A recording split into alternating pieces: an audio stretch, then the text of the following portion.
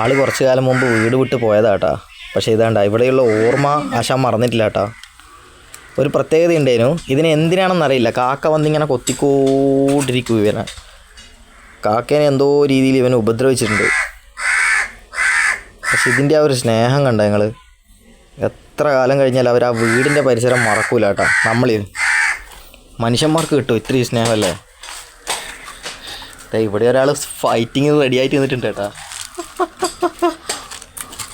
ഇതാണ് ആൾ ഞാൻ പറഞ്ഞ പുലിക്കളറ്. ഇതിൽ ഈ രണ്ടാളെന്ന് പറഞ്ഞാൽ ഒരമ്മയുടെ മക്കളായി രണ്ടാൾ കാണുന്നത്. ഒരുപാട് കാലത്തിന് ശേഷം കാണുന്ന കേട്ടാ. പുലി ആണാണ്, അതുകൊണ്ട് നമ്മളെ വീട്ടിൽ നിന്ന് പോയതാ. ഇപ്പം ഈ കാണുന്ന ഈ പുള്ളിൻ്റെ കുട്ടിയാണ് ഈ കാണുന്ന ബ്ലാക്കി. മാമനാണത്. നീ മാമനെ അടിക്കാൻ നോക്കിയെന്ന്.